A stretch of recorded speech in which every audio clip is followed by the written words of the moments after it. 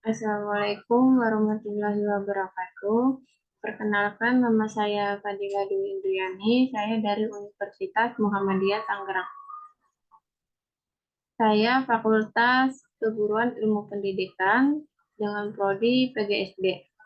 Di sini saya akan mempresentasikan hasil karya saya, yaitu mazhab pendidikan atau aliran-aliran pendidikan.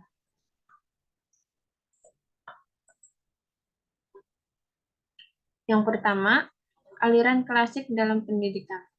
Aliran-aliran klasik yang dimaksud adalah aliran empirisme, nativisme, naturalisme, dan aliran-aliran ini merupakan benang-benang merah yang menghubungkan pemikiran-pemikiran pendidikan, masa lalu, masa kini, dan mungkin yang akan datang. Aliran empirisme. Empirisme adalah aliran yang menjadikan pengalaman sebagai sumber pengetahuan.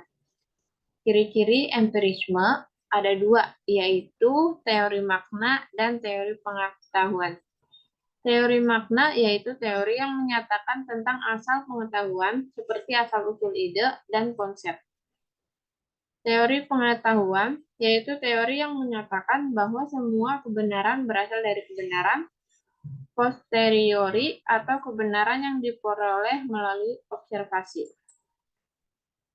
Contoh empirisme. Contohnya adalah ketika dua anak kembar sejak lahir dipisahkan dan dibesarkan di lingkungan yang berbeda. Namun salah satu dari mereka dididik di keluarga petani miskin, yang satunya lagi dididik di keluarga kaya raya, yang hidup di kota dan disekolahkan di sekolah modern. Ternyata pertumbuhan mereka tidak sama. Kelemahan aliran ini hanya mementingkan pengalaman, sedangkan kemampuan dasar yang dibawa anak sejak lahir dikesampingkan. Padahal anak tersebut ada yang memiliki bakat dan berhasil meskipun lingkungannya tidak mendukung. Yang kedua, aliran nativisme. Aliran ini berpendapat bahwa perkembangan manusia itu telah ditentukan oleh faktor-faktor yang dibawa manusia sejak lahir. Pembawaan pada waktu dilahirkan itulah yang menentukan hasil perkembangannya. Contoh aliran nativisme. Contohnya, anak mirip orang tuanya secara fisik dan akan mewarisi sifat dan bakat orang tuanya. Misalnya seorang anak yang berasal dari keluarga ahli seni musik, maka anak tersebut akan menjadi seniman musik yang mungkin melebihi kemampuan orang tuanya. Mungkin juga hanya sampai pada setengah kemampuan orang tuanya. Aliran naturalisme. Naturalisme mempunyai pandangan bahwa setiap anak yang lahir di dunia mempunyai pembawaan baik. Namun, pembawaan tersebut akan menjadi rusak karena pengaruh lingkungannya. Sehingga aliran naturalisme sering disebut negativisme. Aliran naturalisme ini mempunyai 3 prinsip. Yang pertama, anak didik belajar melalui pengalaman sendiri, kemudian terjadi interaksi antara pengalaman dan kemampuannya. Yang kedua, pendidik hanya menyediakan lingkungan belajar yang menyenangkan. Pendidik berperan sebagai fasilitator atau narasumber yang menyediakan lingkungannya.